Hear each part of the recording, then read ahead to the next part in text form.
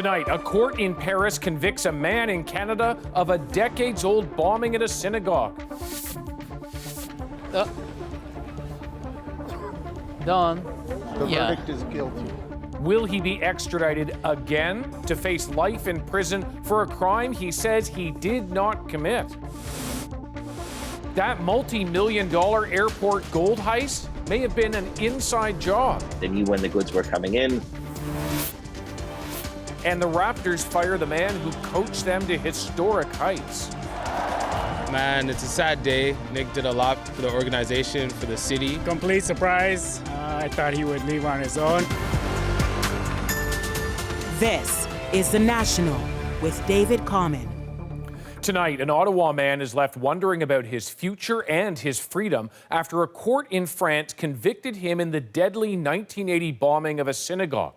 The verdict, a crushing blow for Hassan Diab.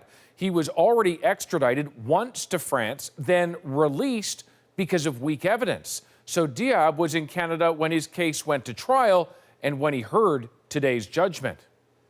The big question now, will France request another extradition and will Canada comply? Rafi Boudjikanian starts us with the tense moments just before the decision came down. Hassan Diab and his supporters still dare to think his decades of legal battles might be over. We are always hopeful that, the reason will prevail.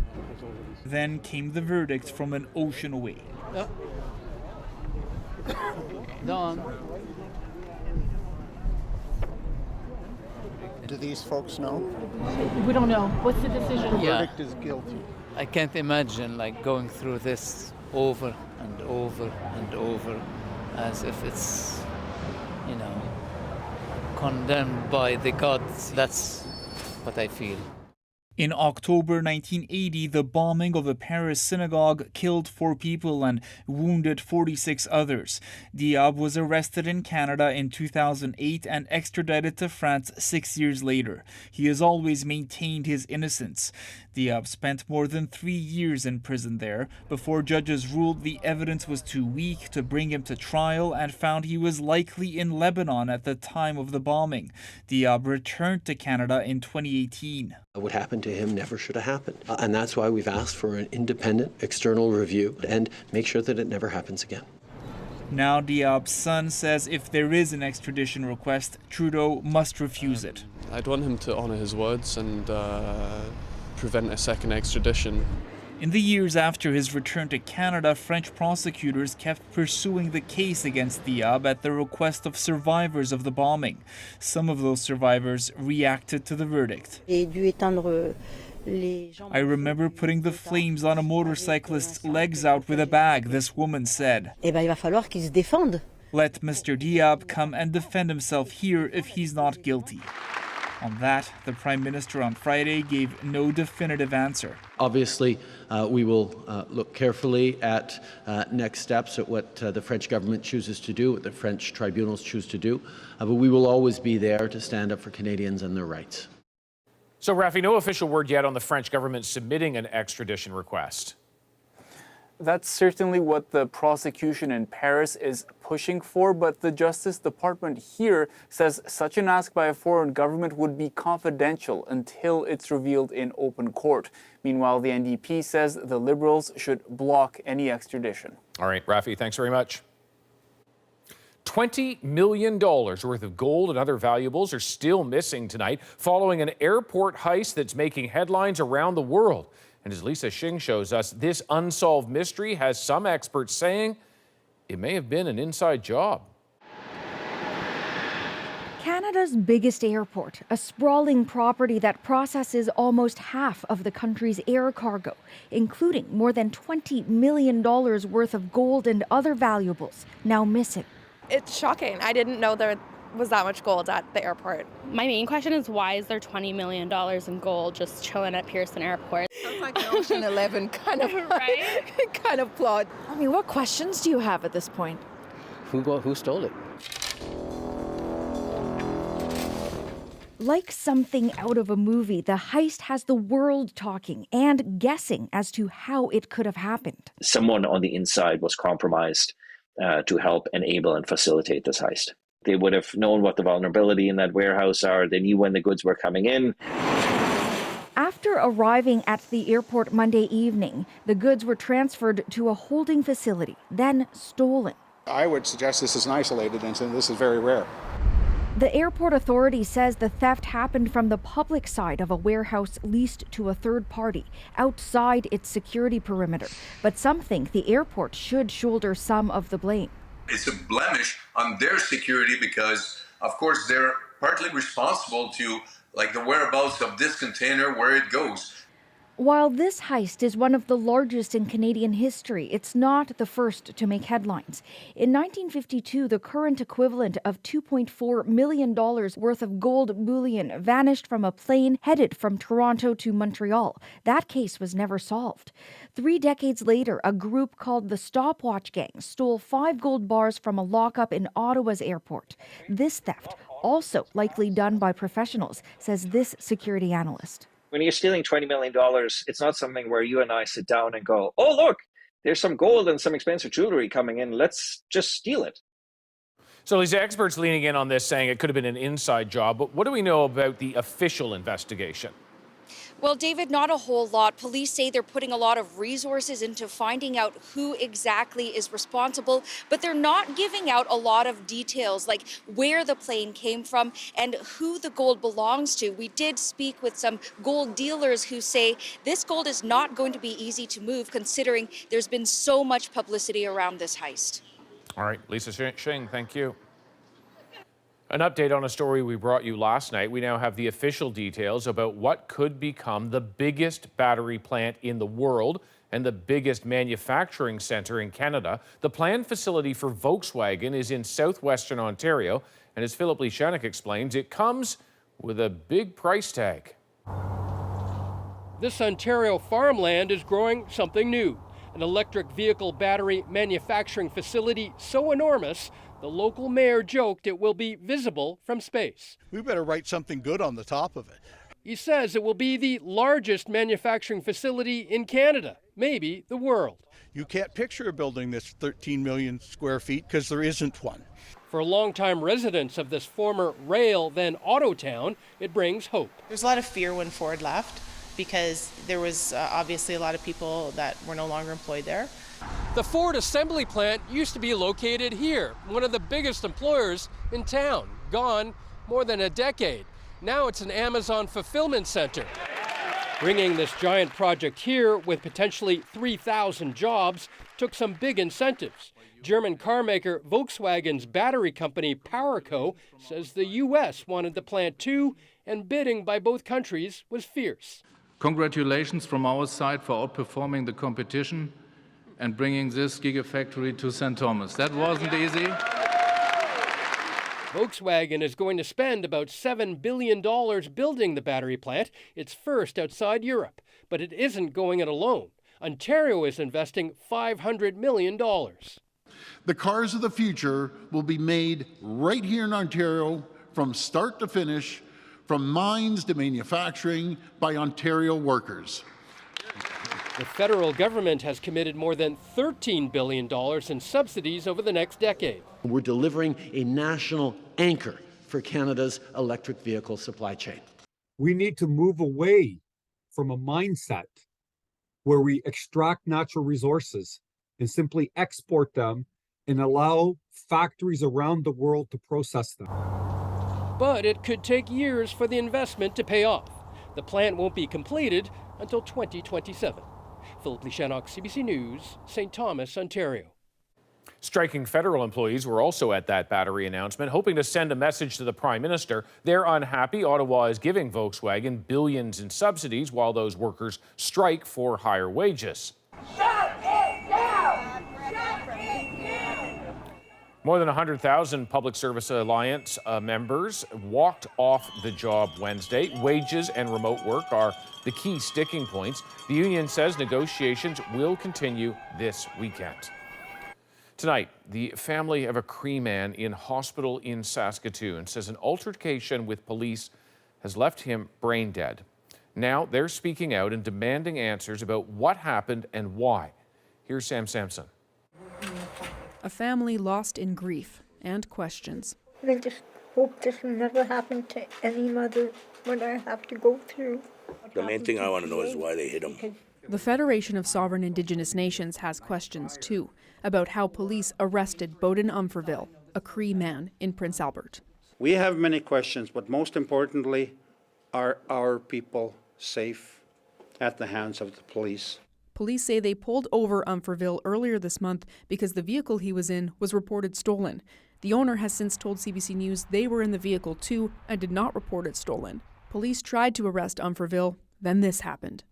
Get out now! It's your last warning! This video submitted to CBC News shows at least 6 officers on the scene. The oversight agency says this incident involved tasers, batons, and pepper spray. It also says a loaded handgun was found on scene, which did not belong to police.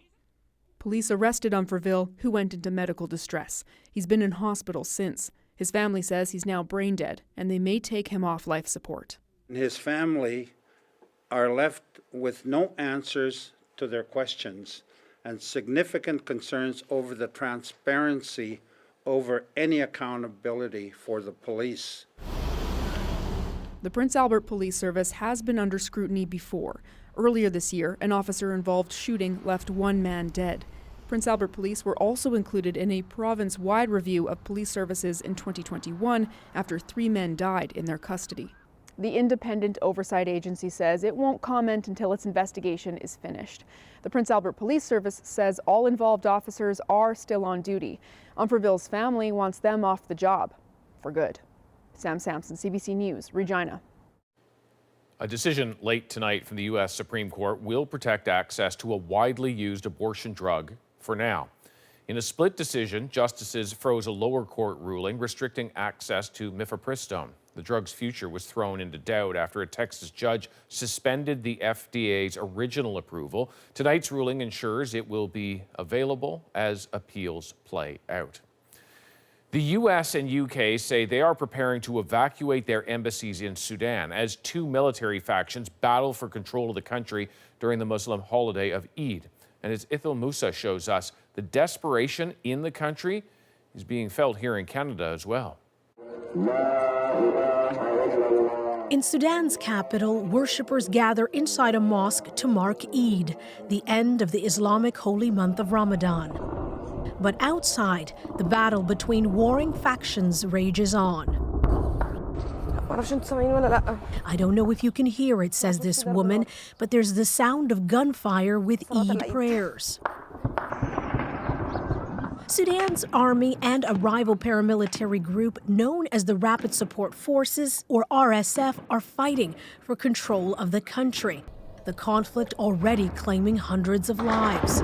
Military leaders had agreed to hand back power to civilian groups after the ouster of former President Omar al-Bashir in 2019. It's just horrifying to see what's happening, all of the promises of the revolution led by so many women and citizens, ordinary people just wanting a change, and then to have the military take over. As part of a transition to democracy, the army and the RSF were supposed to merge. Disagreements last week about how that would happen triggered the fighting. The UN says hospitals have also come under fire, making a bad situation much, much worse. Sudan already has one of the highest rates of malnutrition among children in the world. And we've now got a situation where critical life-saving support for around 50,000 children is at risk. They wanted to do an event. 10,000 kilometers away, Sudanese students in Toronto have snapped into action, working to send desperately needed medical supplies back home. I have a 78-year-old grandmother, and I have very young cousins as well, and I know my grandmother doesn't have access to the medical attention that she would need. Abdelrazik's family barricaded themselves in their home. Bullets fly through their windows, he says. I just really wish that my cousins and my family could have a normal Eid. Something many Sudanese people yearn for this Islamic holiday as they watch their country being torn apart. Ithil Musa, CBC News, Toronto. The U.S. says it's pushing to get Ukrainian troops into Abrams tanks faster as Kyiv's spring counteroffensive looms. There is no silver bullet in this case, but I do think the M1 tank, when it's delivered, and it reaches its operational capability, that it'll be very effective on the battlefield. At a meeting of allies in Germany, the U.S. agreed to supply Ukraine with 31 of the advanced battle tanks, but getting crews up to speed will take time. Also today, Canada announced it's buying fuel, radios, and sniper rifles for Ukraine. And in the Russian city of Belgorod, near the border with Ukraine, a mysterious explosion ripped a street apart, tossing a car onto the roof of a nearby building. Moscow later said a Russian military pilot accidentally dropped a bomb on the city. 3 people were injured. There are accusations of intimidation tonight by the Cuban government directed at expats. They include a woman who says she's being punished for speaking out about the country's communist regime. And as Evan Dyer shows us, she's now concerned she'll never be able to see her family again. Glenda Corrales-Céspedes has tried to see her mom every year of the decade she's lived in Canada, but the Cuban-born Canadian citizen is no longer welcome in her homeland. I never come back to Cuba. Glenda and friend Mary Guaranya booked flights on Sunwing last month. They boarded in Toronto with bags stuffed with medical supplies in desperately short supply in Cuba. But when they landed, they got a rude surprise. Glenda was ordered not to leave the plane and presented with a document saying she was barred from the country. And I said, why? What did she do? And he just said, she knows what she did. She knows what she did. Glenda did know. It was about Facebook posts she'd made and others that she'd liked, criticizing one-party rule in Cuba and the Communist Party's neglect of her hometown's hospital, where she once worked as a nurse. Mary wasn't banned. They decided Mary would stay in Cuba so she could deliver those supplies for Glenda's family, including 2 tuxedos promised for her brother's wedding. I was carrying all this extra stuff, getting off the plane, and I was just so emotional. I didn't know what to do. I wasn't sure that I was making the right decision. Mary delivered the goods to Glenda's family. Back in Toronto, Glenda began to receive WhatsApp messages from a stranger giving her advice. Don't put anything else on your Facebook wall. Your ban is for 2 years, but if you keep on sharing things, they'll change it to a lifetime. This Cuban lawyer in exile has seen similar social media monitoring and says use of travel bans has grown since anti-regime protests swept Cuba in July 2021. It's a win-win for the state, she says. People leave and start to work and send money back, but if they ever want to return, they have to keep their mouths shut. They can't criticize. But in Glenda Corrales-Céspedes' case, it hasn't worked. She says she won't stay quiet. I feel sorry for my mother. I feel sorry for my father, for my sister, for my brother, for my cousin, friends, everybody. But I'm not possible to go back. With a mother with cancer, Corrales-Céspedes knows she may never see some of her family again. A tough choice being faced by a growing number of Cuban exiles. Evan Dyer, CBC News, Ottawa. Twitter appears to have removed the government-funded media labels from the accounts of several public broadcasters, including CBC. The label disappeared today without any explanation. CBC initially announced it was pausing all activity on the platform because of Twitter's actions. It has since said it's sticking to that decision. The Toronto Raptors have fired Nick Nurse, the coach who helped bring Canada its first NBA championship. Greg Ross now on the decision, Nurse's legacy, and what's next for the team. Raptors president Masai Ujiri says the decision to fire Nick Nurse was not an easy one. This year wasn't us. I think everybody saw that. Ujiri felt a shakeup was needed because his team had lost its way. The feel, the spirit of who we really are. It's been very disappointing for us. We gotta build spirit back here, like the culture, those things that bring us together. Nurse spent 10 seasons with the Raptors, 5 as an assistant coach and 5 as the head coach. He was popular among fans. Man, it's a sad day. Nick did a lot for the organization, for the city. He brought the first championship we've ever had, so tons of respect for the guy. I think he did a great job in his time here. The Toronto Raptors! The Raptors have won only one playoff series since winning the championship under Nurse in 2019. This year, they finished 9th in the Eastern Conference. There's no pointing a finger at Nick. I have to take responsibility for this too, and as a leader of this organization. The search for the Raptors' new head coach is now officially underway, and while there's been plenty of speculation about who that might be, Ujiri says he's going to take his time to ensure that the person who does replace Nurse is the right fit. Whoever we're bringing in, has to, convince us of, a good style of play that we think, will fit us, fit our culture, fit at least some of our players or the players that we have. Ujiri didn't rule out the potential for more big changes on the court this offseason. He says he would like to have his new coach in place before the NBA draft, which is scheduled for June 22nd. Greg Ross, CBC News, Toronto. The parents of a child with autism are expressing outrage tonight after he was given a haircut at school without their consent. He was shocked and I was shocked. I just lost my voice when I saw him. Why they say the school's response isn't good enough. Next. Can you tell what's real and what's not? Okay, that really looks like Drake to me. A tech expert puts me to the test on artificial intelligence.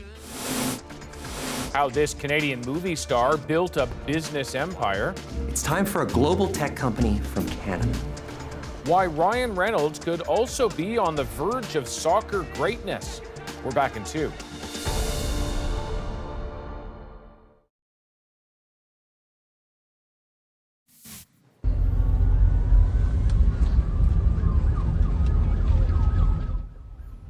Cell phone video capturing this fiery scene on a Connecticut bridge. It started when a passenger vehicle blew a tire, then slid into the path of a fuel tanker. The impact forced the truck to roll over and explode. At least one person died. There were multiple injuries. The bridge, also part of a major thoroughfare between Boston and New York. The parents of a 9-year-old boy with autism say their son is traumatized by what happened to him recently at his Toronto school. And they say they were shocked at what they saw when they arrived to take him home.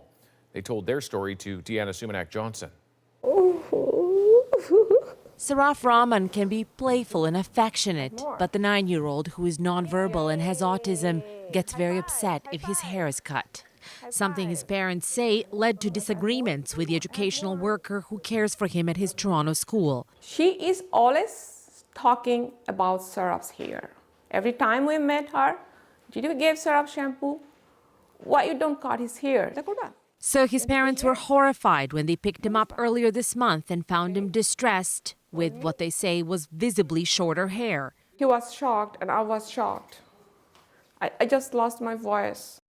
The Toronto District School Board says Saraf was upset about a red sticky substance in his hair, continually guiding an educational assistant's hand to his head where the substance was. The EA, hoping to make him feel better, trimmed a small portion of his hair to remove the substance. Despite the best of intentions, this should not have happened without first checking with a parent. The family says, small or not, haircut was enough to cause Saraf extreme stress. They've kept him home for the majority of the last 2 weeks because they were told the same educational assistant would be taking care of him. So as a parents, we lost our confidence on the school.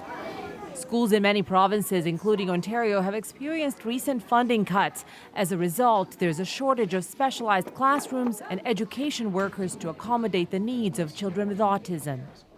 This researcher says that amidst such circumstances, conflicts about the best course of care for the child do arise between parents and schools. Nobody wants to be managed. People want to be in genuine relationship, and I think that requires us to see parents as knowledgeable. That doesn't necessarily mean that parents have all the answers. The Rahman family wanted to share their story because they were unsatisfied with the board's initial response. Since CBC News reached out to the TDSB, the board placed the EA on home assignment and an investigation is underway. A new spot has also been found for Saraf at a different school, though the family says adjustment to a new environment will cause some further stress. Deanna Sumanak-Johnson, CBC News, Toronto. Rapidly advancing artificial intelligence technology is making it harder and harder to figure out what's real and what's a deep fake. Whatever happened to the good old days of like a simple lip sync scandal? That's a relic of history now. Coming up, the tools you need to separate fact from fiction when it comes to AI-generated content. The Starship rocket is a big part of future space exploration plans. Where does this week's explosion leave the dreams of a mission to Mars? The National takes you deeper into the stories shaping our world next.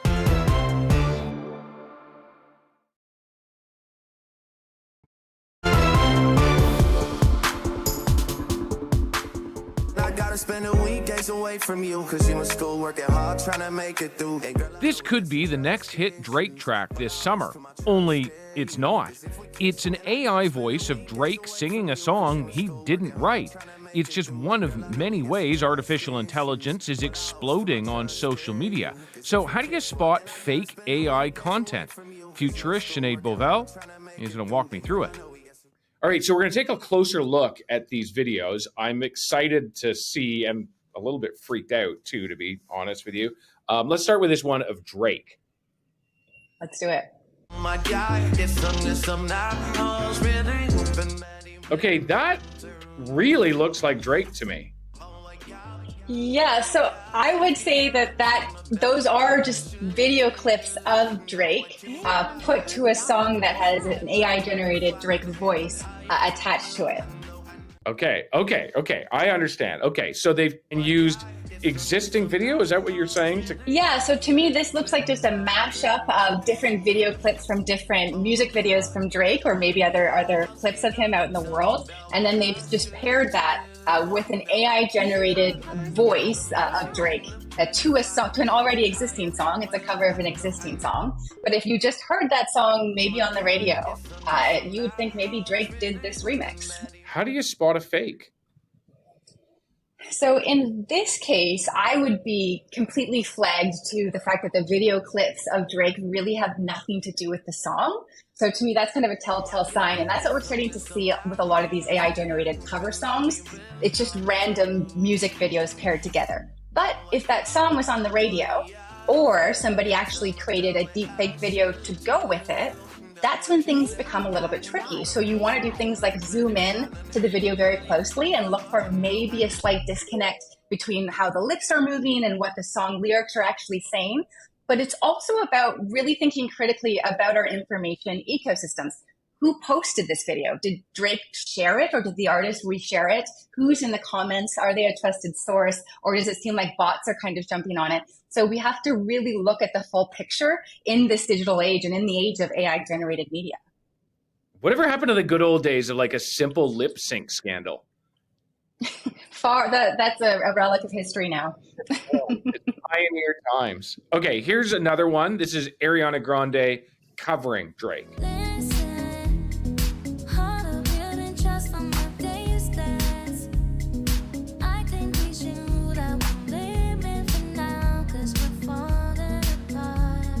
Okay, let's pause it here because this is freaking me out. This is not real. Say, I really like this cover. I hate to say that. This is a really great cover. Oh goodness, yeah, this is also not real. It's not real at all. And Ariana Grande had nothing to do with it, which is even scarier.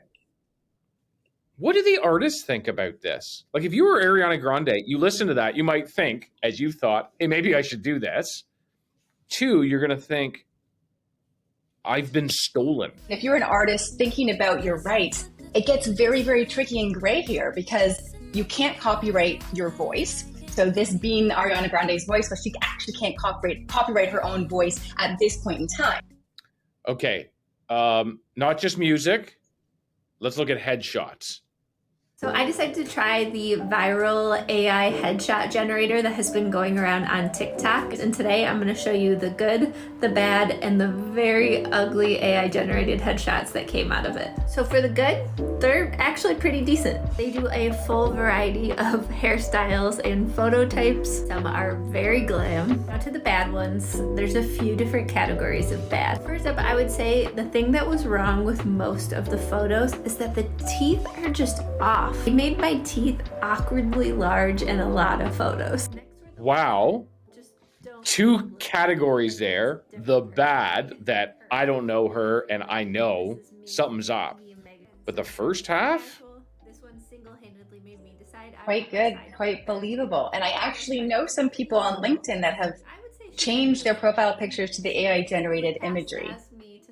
Yeah, you save your money. You don't have to hire a professional photographer. You're not getting a makeup artist. You're not thinking about the clothes that you're going to wear. You get it immediately.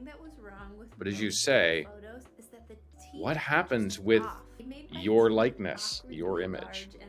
Yeah, I would be a little bit concerned there. I know we already have a lot of issues when it comes to data. Where are our photos? Who owns them? All over social media. But when it comes to training an AI to get specifically good at recreating you, that to me is a little bit cause for red flags. There still is something. So if somebody is watching and doesn't want to be caught off guard with an AI generated image, there still are aspects of it that something's always off. So she had mentioned her teeth. But then AI often makes skin a little bit too smooth. Or if you zoom in really, really closely, sometimes you can see things like eyes are a little bit different colors, or maybe somebody has an earring on one ear and not on the other. Little small differentiators that AI just kind of misses the details. And even if you come across an image and you think it might be fake and it is more deceptive, it's something more significant, maybe political or whatnot. If you zoom in really closely, there's always something a little bit strange, even if it's the skin just being immaculate, that kind of gives it away. Let's go to politics. I'm going to show you a video of President Biden. A lot of people have been asking for a tutorial on the AI voice, so here it is. Start by searching up 11 labs, then click the first link that pops up. After that, you're going to want I don't think that's that good. and then create your account. The video was very off. So if somebody was listening to that as maybe a radio commercial, you would maybe think it was President Biden. The audio Yeah, was again, hard to if detect. I was just listening to this as a podcast, that's him. That's the president. It seems like we're stepping into a world now where imagery, video, audio may no longer be synonymous with the truth or fact. We can't just take it for granted that this is how it happened or this is what happened. And that creates a few more ethical alarm bells and some caution signs. And that's why we need human news anchors. We need human news anchors, and also we need to update our information ecosystems in the age of AI, right? So maybe we do things like we require watermarks on AI-generated imagery. Well, Sinead, this is amazing / scary / really important for all of us to know about. You're giving us some things that we should think about. Thank you. Thank you for having me. It really is remarkable how quickly AI is advancing, and it is a good reason for us to be really thinking about what all of that involves to be ready. Well, coming up, where does this week's SpaceX rocket explosion leave plans for a mission to Mars? Plus, we know what's coming up, but let's savor what we have now. A couple's mission here on Earth to show their kids the world before it's too late.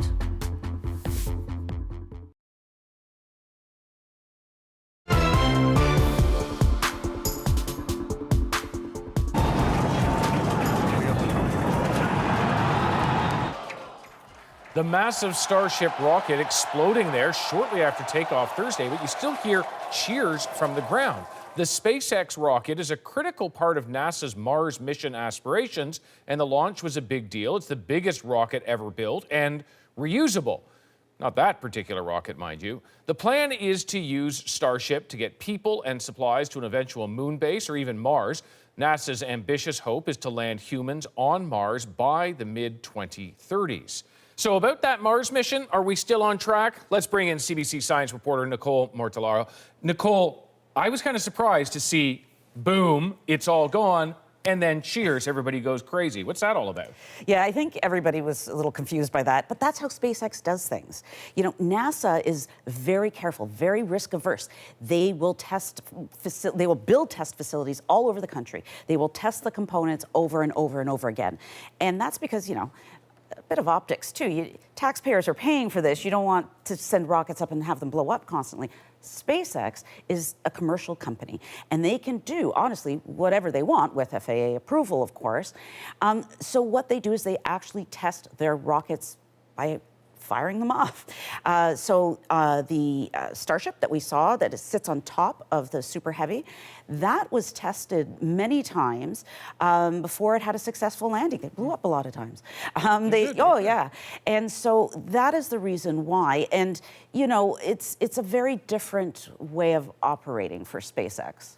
Okay, that's interesting. You know, you also talk about the money, and it's a lot of money involved, and the way that space travel and space exploration has been funded is this public-private partnership most recently. But with Artemis, there is something different. And can you explain that to me, and particularly around the idea of fueling innovation? Yeah, so first, you know, in the Apollo era, there were private companies, there were commercial, Boeing, you know, Northrop Grumman. They were contractors. That's what NASA has always done. But with this, it's different also because the companies they're going with, NASA, for going with SpaceX and potentially Blue Origin to go to the moon, they have their own interests too. They want to go as privately. And now SpaceX with their rocket, with the Starship, it's an amazing thing. What they're going to do is launch a first Starship up, then launch a second one and refuel kind of by turning over. And that is something that hasn't been done yet, and that's something else we're going to wait for tests.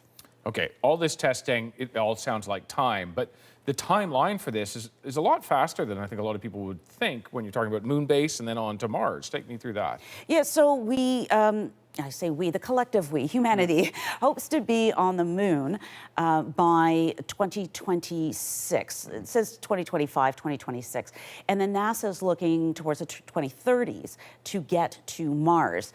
And they are working quite hard. They have plans already. They are looking at commercial partnerships already, looking at first the moon, habitat, you know, even trash compacting, and how we can use that and then transfer that to Mars. So it sounds like science fiction, but it's coming. Yeah, that is curious. You really have to think about everything, like what to do about the garbage. Exactly. All right, there is this, could we do it? And then the other question is, should we do it? Yeah, so, you know, at the Artemis 2 announcement, the Artemis 2 astronauts were announced a few weeks ago. Jeremy Hansen, Canadian Jeremy Hansen was announced as one of them. Bill Nelson, the NASA administrator, explained it like this. Because it's in our DNA. It's part of us. It's who we are as adventurers, as explorers, as frontiers people. And I really think that's a big part of it. You know, that's why there are people, we have settled all over the world. I don't want to say the four corners because Earth is not flat, but you know, it's all around the globe, from Antarctic to the Arctic, deserts. And we are explorers and we thirst for knowledge. And I think that's really what's driving us to expand outward finally into the solar system. I guess I would ask you just in our remaining time. We hear those timelines. We've also seen delays. Do you think it's realistic? Like 2030 is not that long away. I think the moon boots on the ground will probably be 2027. I think it'll be pushed later. And of course, because of that, Mars. So I think you're probably looking at the end of the 2030s, but it's nice to actually have that in sight. It hasn't happened before. Yeah. We are part of history. Yeah, it's quite something. And I like the idea of the explorers, which humans have been forever and ever. Exactly. Nicole Mertolero, thanks so much. Thank you.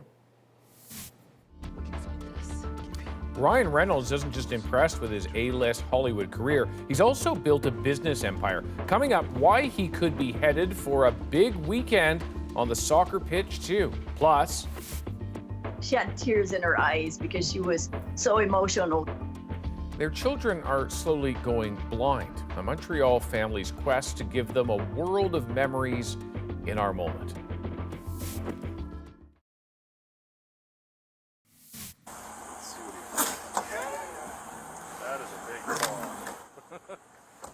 You're looking at the calm before the storm. Police in small-town Wisconsin working to free a very angry bobcat from behind the grill of a car earlier this week. Not sure how it got in there, but it did not seem grateful to be let out. Oh, big one, too.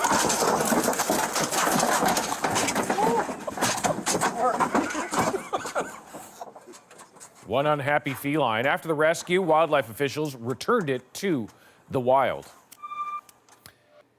And a dramatic display off the South Florida coast today. This towering waterspout appeared beside a wall of heavy rain near Fort Lauderdale. May have looked menacing as it churned toward the shore, but harmlessly fizzled out when it hit the beach. This could be a big weekend for Ryan Reynolds. He's already an A-list actor, and on Saturday, Reynolds hopes a soccer pitch in Wales will be the stage for a Hollywood ending. Peter Armstrong explains. It's about the future. It's a good time to be in the business of Ryan Reynolds. Canadians are terrible at self-promotion. Well, some are, but this guy is not. I'm introducing Aviation American Gin. He sold his gin company for $825 million. He sold this mobile phone company for $1.7 billion. Are you on social media? And this week, Reynolds invested in this Canadian fintech company. It's time for a global tech company from Canada. No, we're more of a payments company, right? Cue the music. Reynolds is best known as a Hollywood actor in films like Deadpool. But this weekend, Reynolds aims to become a football legend in a small Welsh town called Wrexham. Reynolds and fellow actor Rob McElhenney bought this floundering club for $3 million. The club's been relegated to the lowly National League, the fifth tier of the English Football League system. But with a win tomorrow, the club will finally be promoted out of the basement and take one step closer to the upper echelons of the Premier League. The world of the Premier League to the fourth, fifth tier, or even where they are in the non-league, is a world, is a massive gulf. This former player turned podcast host says getting promoted means more profile, more sponsorships. But the higher Wrexham climbs, the more the owners will be asked to spend. You need to be almost an oil state, where you do, really, to be able to compete. Reynolds doesn't have pockets quite that deep. What he does have is a seemingly endless supply of charm and genuine connection to the brands he gets involved in. The links between sport and entertainment and the lines between them are very much blurred. And Reynolds intends on blurring them further. His name has been attached to nearly every conversation about who will buy the Ottawa Senators. It's very expensive. So, I need a partner with, really deep pockets. But that need cuts both ways. The deep pockets need a charming frontman to get the deal done, and along the way, the charming frontman's pockets are getting deeper too. Peter Armstrong, CBC News, Toronto. You might be familiar with the LeMay-Pelche family. CBC covered the original outset of their adventure, and this is their arrival home in Montreal after more than a year of circling the globe. 3 of the 4 children, Mia, Colin, and Laurent, have a rare genetic condition that will cause them to eventually lose their vision. So the family set off on a mission to see the world while they still can. A year of memories they'll never forget, and it's our moment. The landscape were amazing. The people we met were amazing. Everything we thought we could do, we did, and even more. To have that much time as a family and to share so many memories together, it really strengthened the bonds in the family. They learn to adapt, and I think that's a pretty precious skill for the rest of their life because they're going to need that when they lose their vision. We know what's coming up, but let's savor what we have now. Leo wanted to go surfing, and we had the occasion in Indonesia to go surfing 2 days straight. It was a dream for Leo, but I think it was a great experience for the whole family. Mia's she loves horses, so we've been horseback riding in a few places. On this picture, it was in Cappadocia. She had tears in her eyes because she was so emotional, so happy about that experience. So as a mom, that was really a touching moment. It's great to feel their visual memory. Really happy that we've done that. Talk about making the most of a difficult situation. Some incredible images there. And just some of the destinations: Laos, Egypt, Nepal, Thailand, Malaysia, Namibia, and more. Hanging Christmas lights on a palm branch to serve as a Christmas tree. Pretty incredible. That is the National for April 21st. Have a good night and a good weekend.